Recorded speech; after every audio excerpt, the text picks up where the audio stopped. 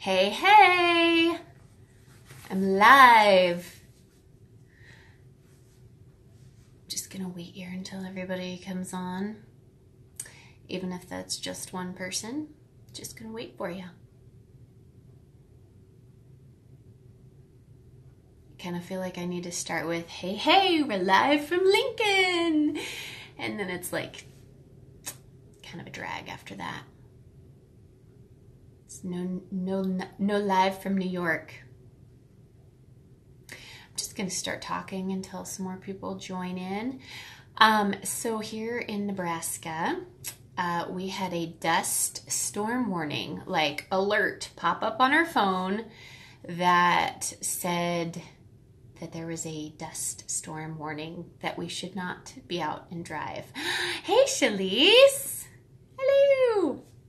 I was just saying to no one, now you, that we had a dust storm warning here in Nebraska. It actually threw up an alert on our phones that said you should avoid travel. Hello, I have some more of my peeps. Hey, how you doing, Saida? This is so fun. I don't know why I've never, well, I did do one live once on Instagram, but it was like for 2 minutes, and oh, there's my mom and dad. Hi, mom and dad. It was like a live for 2 minutes, and I quickly deleted it because I basically just wanted to kind of, oh, the live video is paused. Oh, I don't know. It doesn't say that it's paused. It says I'm still live. Is it still pausing on you?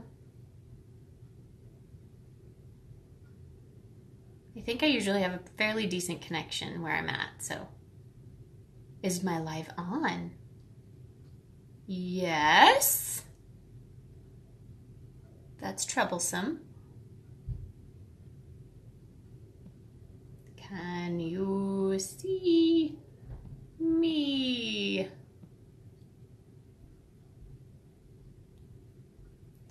I'll just put that down in the comments in case.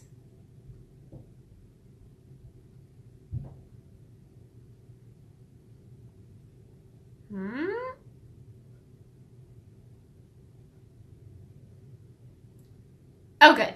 Okay. Yay! Is it working for you, Saida?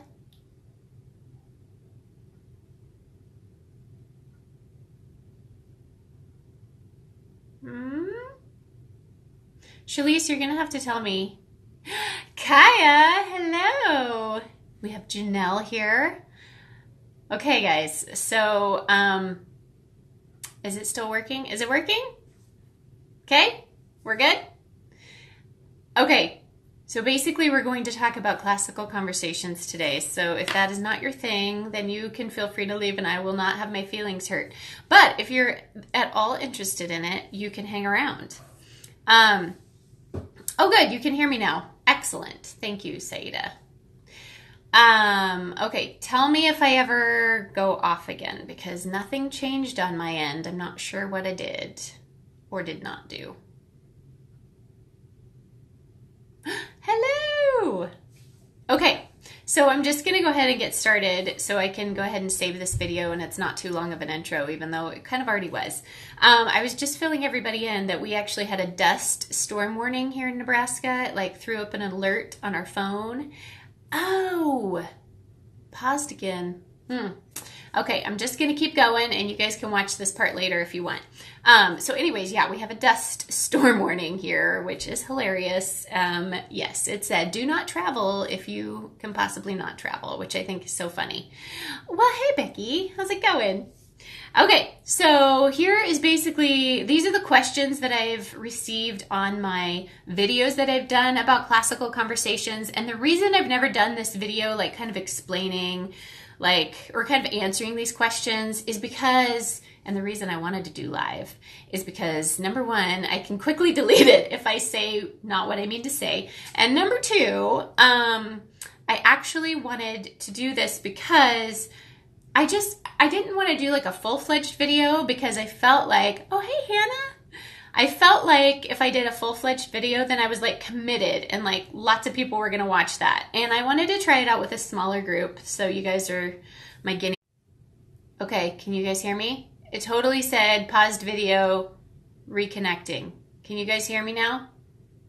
Are we back? Are we back? Hey, Arlen. Okay, so I think this dust storm is giving me fits because normally I don't have any sort of, the devil storm, which is what Shalise was calling it. I don't think we normally don't have any problem with connection in this area of my house. That's why I chose it. Hey, Abby. So anyways, I'll just keep going. Hey, friend. It was paused. Yeah, it told me it was paused a minute ago. All right. Hey, Hannah. Okay, so I'm just going to keep going. Hopefully it doesn't pause too much. We have like this crazy dust storm going on. It's like the Dust Bowl all over again. In fact, there was like a 20-car pileup on the interstate today because of dust. Who knew? Okay, so basically here are the questions that I've gotten, that I've received, and I wanted to just dispel some of the like misconceptions or misinterpretations of what classical conversations in particular, not like classical education. I'm not going to go into that and explain all that to you. If you want to know more about that, you can read the Dorothy Sayers, what's it called? The Lost Tools of Learning. You can go online. It's free. You can read all about that. That was kind of what brought classical education back, like in the early 90s. So, okay, the first one. Let's talk about rote memorization, okay? Rote memorization is so frowned upon, I feel like, for the most part, in our modern education, but break it down a little bit. This had to be broken down for me because I thought, I don't, like, I kind of had a negative reaction towards that when I first heard about it with classical conversations. However, let's start at the beginning. This is how it was explained to me. So think about when your child is learning to read. They memorize the ABCs. How many times have you sang the ABC song, right? Or how many times have you read the same book until they memorize it? They love it. Hey, Don. And so you go over and over and over and over and over and over and over until they have it memorized. And you can keep working your way up. So that's like little kids. And then you get to like their math facts, or if they start music, you have them memorize scales, you have them memorize math facts, you have them memorize all these parts and pieces, until they have them down.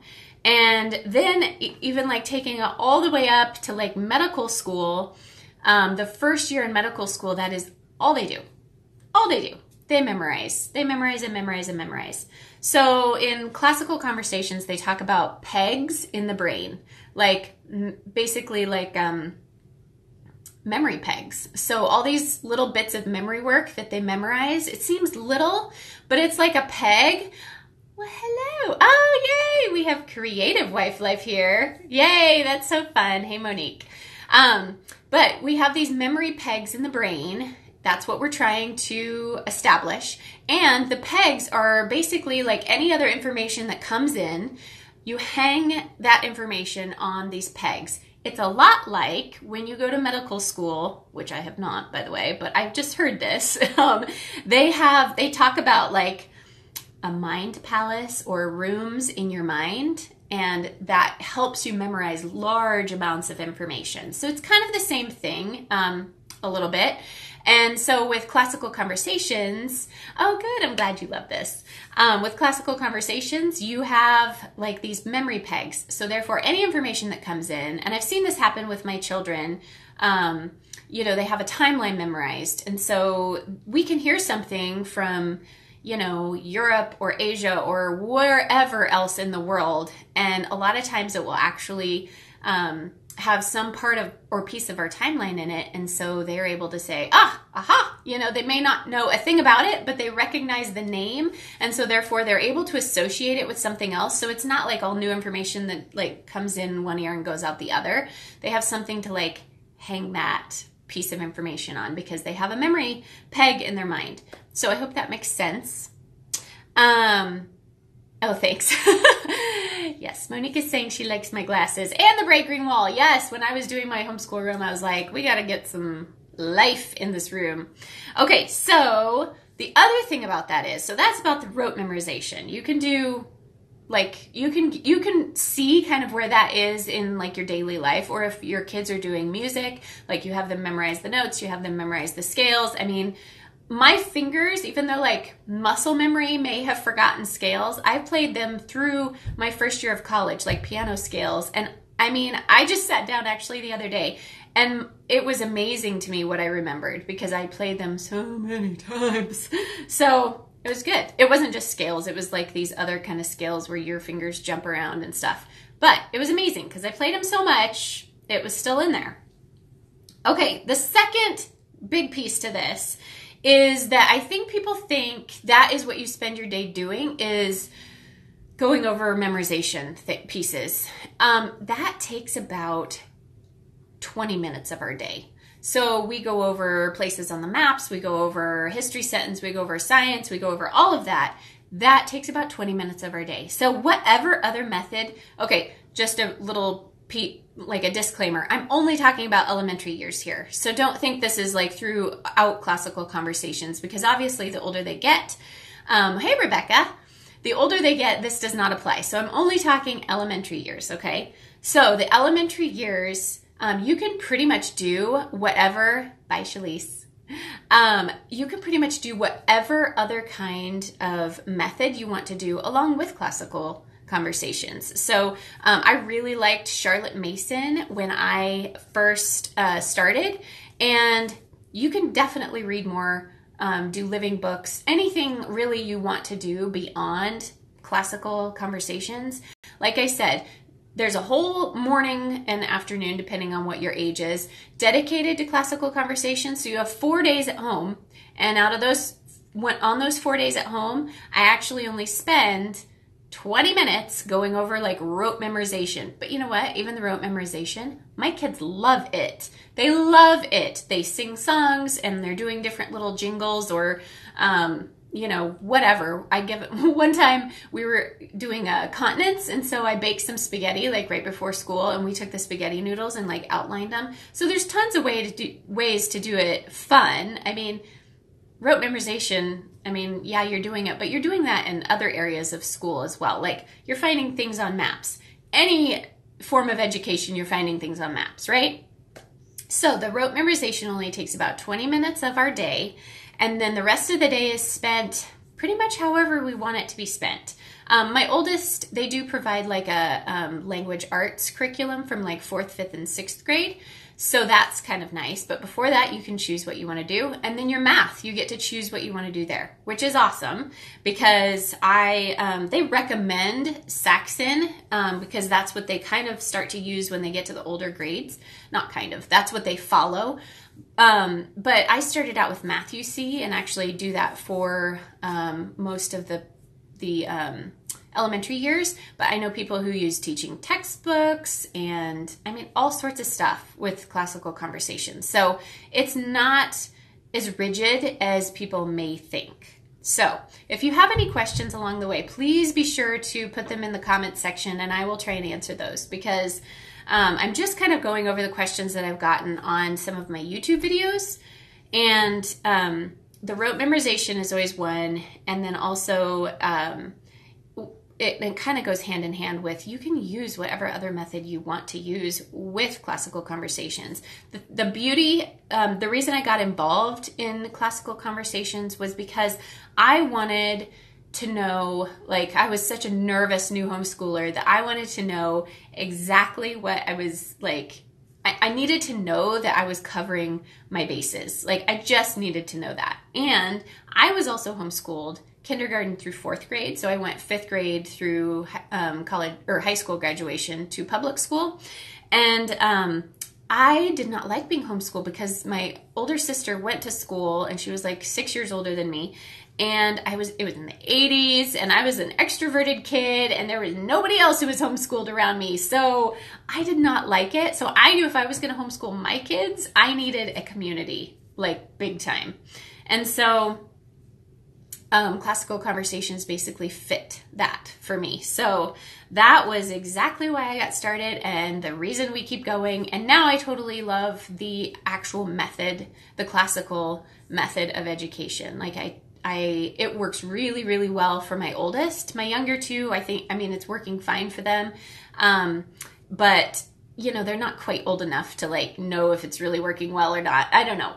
I feel like I love the method enough to know that it's good for everybody, or, you know, all of my kids, but my oldest especially seems to really thrive in that like memorization based environment. Like he really loves it. And I'm super happy that we found that, because he feels successful in his schooling. Whereas I feel like if he would be in more of a traditional setting, he was a little slower on the more traditional things of school, like the measurements, like reading and math and those kind of things. Like he was just a little slower, and probably part of it was my fault because I had no clue what I was doing. But the memorization piece, he just felt so much success and so much confidence in that. So that was really good. Okay, so I don't see any questions right now. So I'm going to just go ahead and go over a couple other things that I wanted to talk to you guys about. Okay, some people wonder why we are actually memorizing what we're memorizing. So really quick background, Lee Borton's, the gal who started Classical Conversations, actually started this for high school. And then she was doing high school with her son and some other kids in her home. And she was like, you know what? This actually is... we could be having much richer, deeper conversations if we had a better background in some of these things, like knew more of the terms and the grammar, so to speak, of it. So she went back and created the elementary program, which is called Foundations. And so she created that with like the upper grades in mind. So that is why we memorize. Like some people are like, why are we memorizing the, you know, some of the first 12 elements of the periodic table? Well, it's because that way when they get to, you know, chemistry or physics or whatever they're taking, they actually have that grammar in their brains, and they no longer have to be learning it as they are trying to implement it. They already know it, and then they can implement it like that. So that's kind of the basis behind it. So it's always kind of looking ahead to those upper grades. I mean, it always is, you know, that's what you're always doing. But this especially, the reason you're memorizing what you're memorizing is to use it in the future. And so it's pretty cool. Because you think, well, why is a 4-year-old singing, you know, the periodic table? But I have seen it, and I have seen my son get closer and closer, and I'm like, this is brilliant. Like, it's beautiful. It's a beautiful thing. Okay, so okay, last thing, and then if nobody has any questions, I'm going to be done. So another reason, I can't even like grade these reasons, like I can't even rank them, but another reason I really, really love Classical Conversations, not only for the community, not only for, you know, just having a little peace of mind, it goes beyond having a peace, like the peace of mind. Like it really does, because I just finished my school year, and I finally have like understood I've grasped like how classical education works. Almost, you know, I can't say I totally have it because I don't have a child like all the way through the program, but I feel like I finally grasped how it works. And so I finished this school year really, really pleased with how we ended our school year. Like if somebody would ask me like, how do you feel like you're doing as a homeschool mom? Like how many people would say, great. Like, I feel like I'm doing a great job. Like, you know, even up until this year, like I didn't quite understand it, and I was trying to do this and trying to do that. And now I see, like my son's going into 6th grade next year, and now I see like kind of it coming full circle. He's going into that next stage where he's really starting to not just soak it all in, but like question it and go into that. And I see how it has worked. And it is such it's a rewarding feeling for sure, but it's such a peace-filled feeling because I can look at my son and be like, I know I've done right by you this year. Like so anyways, I could go on and on. I'm getting very passionate about that, but I will just let you, suffice it to say that when you get to the end of a school year, how many people can say, I feel like I've done a good job? Like, I used to never think that. I'd be like, oh, we need to do this over the summer. We need to do this over the summer because we're behind in this and this and this. Oh yes, okay. So I have a question. I will get to that really, really quickly. And the next thing is, looking ahead to next year, I really don't have like a ton of planning to do because so much of it is already set forth for me. And like I said, you can do whatever method you want. And so that is the cool thing about that is I like to, we have our history sentence for the week. I like to go to the library, get free books and about that history sentence. And that's kind of how we do our history. So that is that. Oh, thanks, Saida. It makes total sense about the memorization. Yes, it really does. And no matter what you're doing, it really does. Okay. So I am seriously considering CC for next year, but also looking at year-round schooling. Do you think that could work? Totally. Yes, I know lots of people who do year-round schooling. I just need a break in the summer. I say my kids do, but really it's me. But yeah, I know lots of people who do year-round school. So, I mean, and the nice thing about it is, especially I think a lot of year-round schoolers do like 6 weeks on, 1 week off. Is that right? I think that's right. So a lot of people do 6 weeks on, 1 week off. And that's actually how CC is broken down.